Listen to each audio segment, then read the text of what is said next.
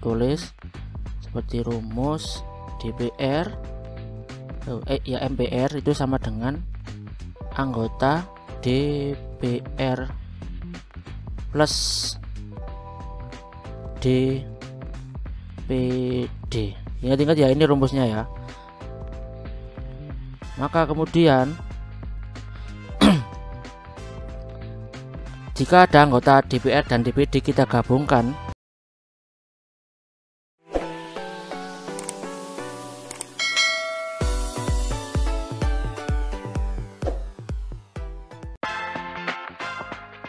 Assalamualaikum warahmatullahi wabarakatuh.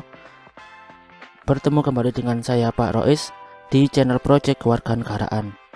Saya harapkan kalian dalam keadaan baik-baik semuanya agar bisa menjalani aktivitas di hari ini. Baiklah, di pertemuan kali ini kita akan membahas tentang kewenangan Majelis Permusyawaratan Rakyat. Nah, sebelum kita membahas tentang kewenangan MPR, maka coba diperhatikan bagan berikut ini. Ini adalah susunan lembaga negara sebelum diamandemen dan setelah diamandemen. Coba diperhatikan susunan lembaga negara sebelum diamandemen. Di sini MPR adalah lembaga negara tertinggi. Di bawahnya ada DPR, Presiden, BPK, kemudian ada DPA, Dewan Pertimbangan Agung, dan Mahkamah Agung.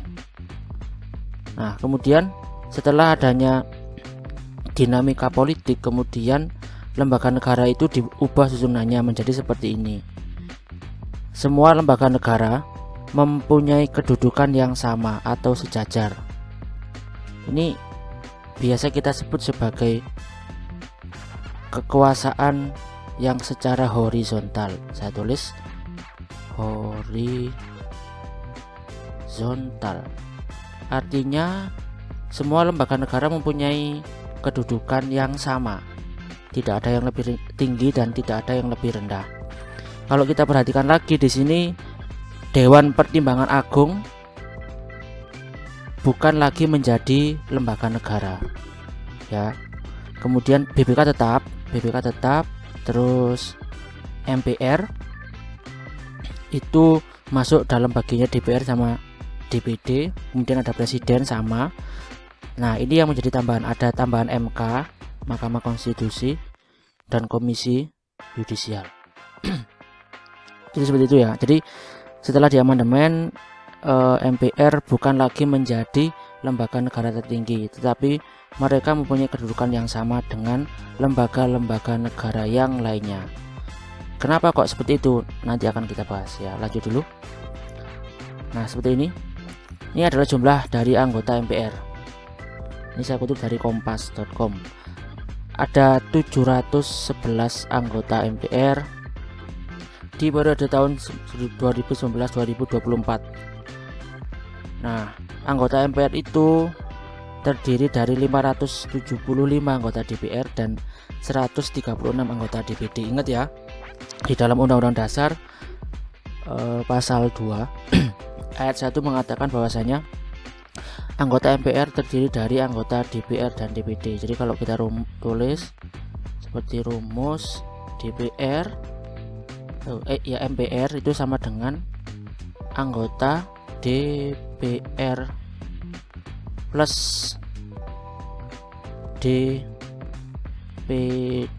Ingat-ingat ya, ini rumusnya ya. Maka kemudian jika ada anggota DPR dan DPD kita gabungkan,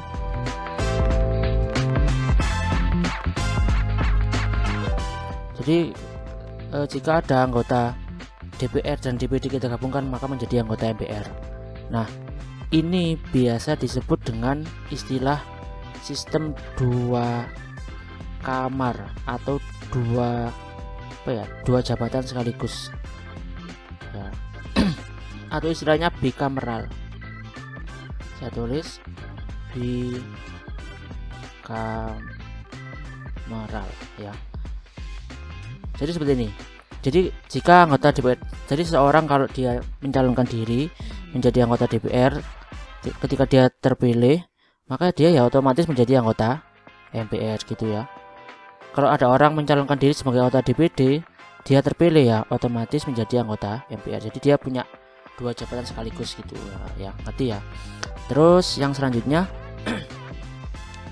ini adalah tugas dan kewenangan dari MPR. Yang pertama, mengubah dan menetapkan undang-undang dasar. Ya, berarti undang-undang dasar itu bisa dirubah ya. Dia bisa dirubah. Jadi jangan sampai beranggapan kalau undang-undang dasar itu tidak bisa dirubah, karena ini bukan kitab suci kan, berarti dia boleh dirubah atau diganti pasalnya. Nanti ketentuannya ada di pembahasan yang selanjutnya. Dia bisa merubah sekaligus dia bisa menetapkan undang-undang dasar. Nah, di sini dia merubah nggak hanya cuma merubah saja, tapi ada syarat-syarat yang harus dipenuhi. Misalkan bagian mana yang ingin dirubah, diajukan, harus memenuhi quorum, yang datang, yang setuju orang berapa, yang datang orang berapa, dan sebagainya. Ya, nanti akan kita bahas. Terus yang kedua, melantik presiden dan atau wakil presiden. Itu adalah tugas dari MPR. Yang ketiga, dia bisa memberhentikan presiden dan atau wakil presiden dalam masa jabatannya. Akan kita bahas lebih lanjut di video yang ini, di pembahasan yang ini. Ini penjabarannya. Ini tadi yang pertama, tugas dan kewenangan dari MPR merubah dan menetapkan undang-undang dasar. Ini saya sudah bahas tadi. Yang kedua, melantik presiden dan atau wakil presiden berdasarkan hasil pemilihan umum. Kemudian yang ketiga, memutuskan usul DPR berdasarkan putusan Mahkamah Konstitusi untuk memberhentikan presiden dan atau wakil presiden dalam masa jabatannya setelah presiden dan atau wakil presiden diberi kesempatan untuk menyampaikan penjelasan di sidang paripurna MPR. Ya, berarti ini kalau misalkan presidennya dinyatakan dia melanggar hukum, ya bisa mungkin korupsi, kemudian melakukan tindakan pidana, ya melakukan tindakan tercela dan yang lain sebagainya, maka seperti ini alurnya. DPR bisa mengajukan pendapatnya kepada Mahkamah Konstitusi untuk diadili. Ya, seperti ini. Setelah diadili di MK, baru kemudian hasilnya diberikan kepada MPR, karena mereka adalah apa tadi? Lembaga negara. Ini yang punya kewenangan untuk memberhentikan presiden. Nah, ya, karena itu dia kewenangannya mereka. Nah, saya lanjut dulu. Nah, seperti ini. Maka kemudian nanti di MPR mereka berhak untuk memberikan keputusan apakah presidennya itu diberhentikan atau tidak. Di sini ya. Terus yang keempat, melantik wakil presiden menjadi presiden apabila presiden mangkat, berhenti, diberhentikan atau tidak dapat melaksanakan kewajibannya dalam masa jabatannya. Berarti kalau presidennya dia diberhentikan, yang menggantikan wakilnya. Yang melantik siapa ya? MPR ya, karena itu tugas mereka. Yang kelima, memilih wakil presiden dari 2 calon yang diajukan presiden apabila terjadi kekosongan jabatan wakil presiden dalam masa jabatannya selambat-lambatnya 60 hari. Misalkan wakil presidennya itu berhenti atau diberhentikan, maka kemudian presiden wajib mengajukan 2 calon. Nanti dari 2 calon itu yang memilih adalah MPR ya, karena itu tugas dari MPR, melantik wakil presiden yang baru. Nah, terus yang keenam, bagaimana kalau misalkan presiden dan wakilnya diberhentikan secara bersamaan? Jadi seperti ini ketentuannya. Memilih presiden dan wakil presiden apabila keduanya berhenti secara bersamaan. Presiden dan wakilnya diberhentikan secara bersamaan, misalkan sama-sama korupsinya. Ya. Kemudian dari 2 paket calon presiden dan wakil presiden yang diusulkan oleh partai politik atau gabungan parpol, yang paket calon presiden dan wakil presidennya meraih suara terbanyak pertama dan kedua dalam pemilihan sebelumnya sampai masa jabatannya selambat-lambatnya dalam waktu 30 hari. Ya, berarti gini. Jadi kalau misalkan presidennya dan wakil presidennya diberhentikan secara bersamaan, maka kemudian MPR wajib melantik presiden dan wakil presiden yang baru. Ya, berarti kita nggak mengadakan pemilihan lagi.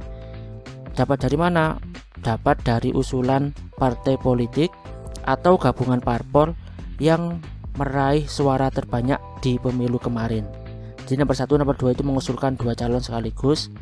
Nah, dari 2 calon ini nanti yang melantik adalah MPR dalam selambat-lambatnya waktu 30 hari. Nah, selama 30 hari ini maka negara itu dipimpin oleh Menteri Dalam Negeri, ya, atau kita sebut Mendagri, terus Menteri Luar Negeri atau kita singkat menjadi Menlu,